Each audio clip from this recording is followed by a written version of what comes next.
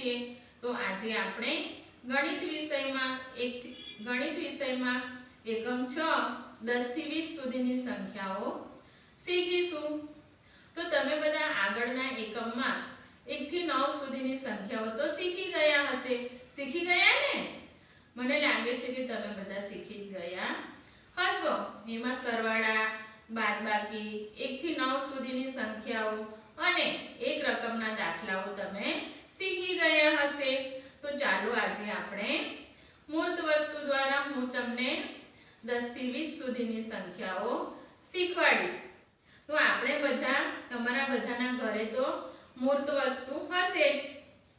કાંકરા છે, કચુકા છે, આ ચમચી છે, જે કંઈ પણ આપણને મૂર્ત વસ્તુ મળે એના દ્વારા આપણે ઘરે પણ શીખી શકીએ। તો તમે બધા પોતપોતાની બાજુમાં સામગ્રી લઈને બેસી જાઓ। હું તમને સૌથી પહેલા 11 ની સંખ્યા શીખવાડીશ। તો આપણે શું કરીશું 11 ની સંખ્યા શીખવા માટે?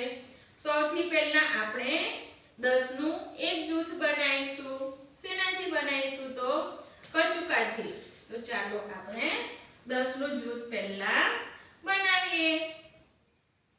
તમારે બધાએ ગણવાનું છે। હા, ચાલો તમે બધા બોલો જોઈએ। 1 2 3 4 5 6 7 8 9 10। ચાલો હવે તમારી આ 10 નું એક જૂથ બની ગયું। હું હવે એની બાજુમાં એક છૂટો કચુકો મૂકીશ। ચાલો હવે બધાએ તમારે મને કહેવાનું છે આ 10 નું એક જૂથ છે અને આ એક છૂટો એક કચુકો છે। તો 10 માં એક કચુકો ઉમેરતા કેટલા થશે? તો ચાલો તમે બધા કેવું જોઈએ કેટલા થશે? કઈ સંખ્યા બનશે? 10 ને 1 11। કઈ સંખ્યા બની? 10 ને 1 11। સમજ પડી? ચાલો હવે આપણે 11 ની સંખ્યા શીખી ગયા। હવે આપણે 12 ની સંખ્યા શીખીશું। કઈ સંખ્યા શીખીશું? 12 ની। તો 12 ની સંખ્યા હું તમને ચમચી દ્વારા શીખવાડીશ। ચાલો હું અહીંયા 10 નું એક જૂથ બનાવીશ। ચાલો ગણો જોઈએ બધા। 1 2 3 4 5 6 7 8 9 10। હવે આપણે બીજી છૂટી 2 ચમચી મૂકીશું। કેમ કે આપણે 12 ની સંખ્યા બનાવવાની છે। ચાલો 1 અને 2। હવે આ 10 નું ચમચીનું એક જૂથ છે। અહીંયા છૂટી 2 ચમચી છે। દેખાય છે તમને? તો સરસ। ચાલો હવે આપણે સંખ્યા બનાવીએ। 10 માં 2 ઉમેરતા કઈ સંખ્યા બનશે? તો 10 માં 2 ઉમેરતા એકડ બગડ 12 ની સંખ્યા બનશે। કઈ સંખ્યા બની? એકડ બગડ 10 ને 2 12। કઈ સંખ્યા બની? 10 ને 2 12 ની સંખ્યા બની। સમજ પડી બધાને? તમને બધાને સમજ પડી જ ગઈ હશે। તો ચાલો હવે આપણે 13 ની સંખ્યા શીખીએ। તો આપણે શું કરવું પડશે 13 ની સંખ્યા બનાવવા માટે? તો મારી પાસે આ ચમચીઓ છે। સૌથી પહેલા હું 10 નું એક જૂથ બનાવીશ। ચાલો બધા આપણે ગણતરી કરીએ। 1 2 3 4 5 6 7 8 9 અને 10। ચાલો હવે 10 નું એક જૂથ તમારું બની ગયું। હવે હું છૂટી ચમચી કેટલી મૂકીશ? તો 13 ની સંખ્યા બનાવવાની છે એટલે હું અહીંયા છૂટી ચમચી 3 મૂકીશ। 1 2 અને 3। ચાલો હવે તમારે અહીંયા છૂટી ચમચી દેખાય છે તમને?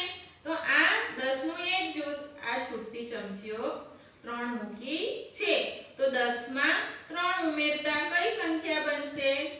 તો કઈ સંખ્યા બનશે ઉમેરતા 10 ને 3 13 કઈ સંખ્યા બનશે 10 ને 3 13 ચાલો બોલો જોઈએ બધા 10 ને 3 13 ચાલો સમજ પડી બધાને હવે આપણે કઈ સંખ્યા બનાવીશું તો 14 ની સંખ્યા બનાવીશું તો 14 ની સંખ્યા બનાવવા માટે આપણે કઈ મૂર્ત વસ્તુનો ઉપયોગ કરીશું તો આપણે પેન્સિલનો ઉપયોગ કરીશું ચાલો બધા આપણે પેન્સિલ ગણીએ તો આપણે 10 નું એક જૂથ બનાવીએ ચાલો ગણો બધા 1 2 3 4 5 6 7 8 9 અને 10 આ થયું તમારે 10 નું એક જૂથ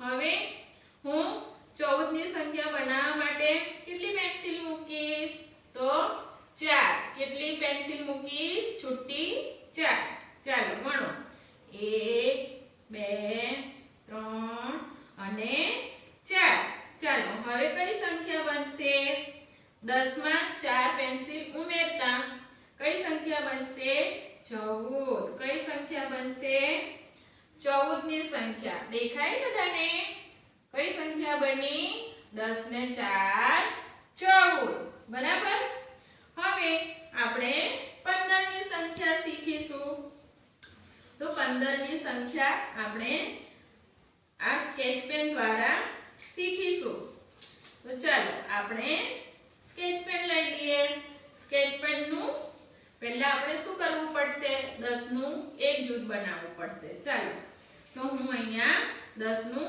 એક જૂથ બનાવું છું 1 તમે બધા ગણજો હા મારી જોડે જોડે 2 3 4 5 6 7 8 9 અને 10 આ થયું તમારે 10 નું એક જૂથ તો ચાલો હવે આપણે 15 ની સંખ્યા બનાવવાની છે તો આપણે કેટલી છૂટી સ્કેચ પેન મૂકીશું તો 5 કેટલી મૂકીશું 5 1 2 3 4 અને 5 ચાલો ફરી ગણો 1 2 3 4 અને 5 ચાલો હવે તમારે કઈ સંખ્યા બનશે 10 માં 5 ઉમેરતા 15 ની સંખ્યા બનશે કઈ સંખ્યા બનશે 10 માં 5 ઉમેરતા 15 ની સંખ્યા તમારે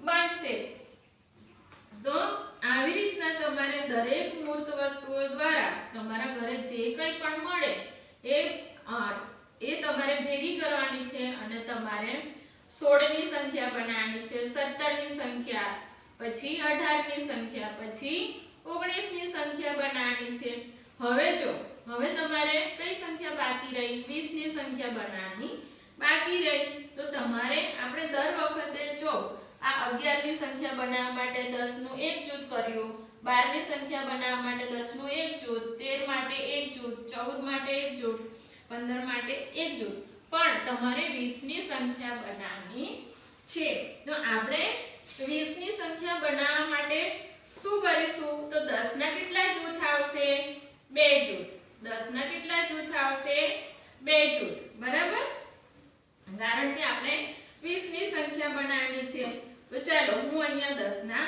2 જૂથ બનાવું છું ચાલો તમે બધા ગણો જોઈએ આ શું છે આઈસ્ક્રીમ ચાના કપ છે તો એના દ્વારા આપણે 20 ની સંખ્યા શીખીએ 1 2 3 4 5 6 7 8 9 અને 10 આ થયું તમારે 10 નું એક જૂથ હવે આપણે કેટલા જૂથ બનાવવાના છે 20 ની સંખ્યા માટે તો 2 જૂથ હજી આપણે એક જૂથ બનાવવાનું છે ચાલો ગણો 1 2 3 4 5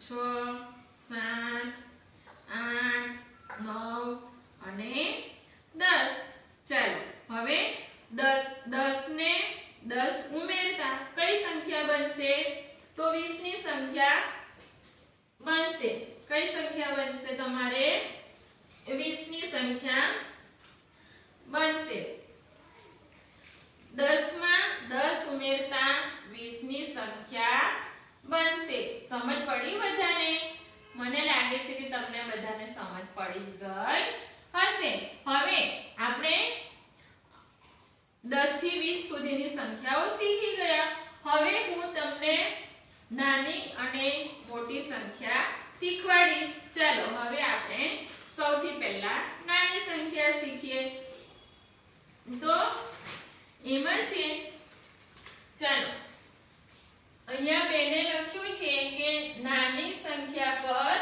ગોળ કરો હવે અહીં મેં રકમ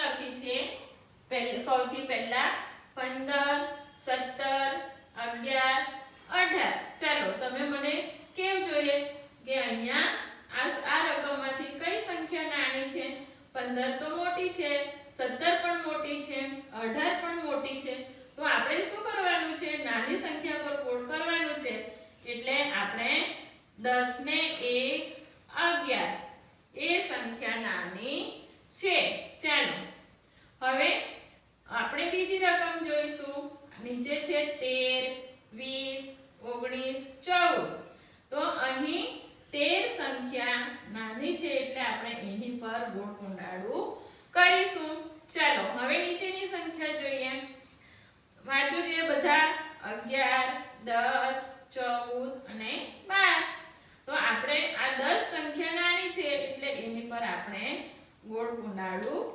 કરીશું આવી રીતના તમે બધા નાની સંખ્યા પર ગોળ કુંડાળું કરતા શીખી ગયા હશો ચાલો હવે આપણે મોટી સંખ્યા શીખીએ તો આપણે પહેલા નાની સંખ્યા શીખ્યા એટલે હવે આપણે મોટી સંખ્યા પર ગોળ કરો એ આપણે શીખવાનું છે તો અહીં રકમ લખી છે કે 10 13 16 અને 12 તો આપણે અહીં પહેલા નાની સંખ્યા પર ગોળ કરવાનું હતું હવે આપણે આ મોટી સંખ્યા એટલે 10 ને 6 16 એ અહીં આ સંખ્યા મોટી ગણાય ચાલો હવે બીજી સંખ્યા છે 18 11 17 15 તો અહીં 18 એ મોટી સંખ્યા છે ચાલો હવે નીચેની સંખ્યા જોઈએ 14 19 13 અને 20 તો 14 પણ નાની છે 19 પણ નાની છે 13 પણ નાની છે તો આ 10 ને 10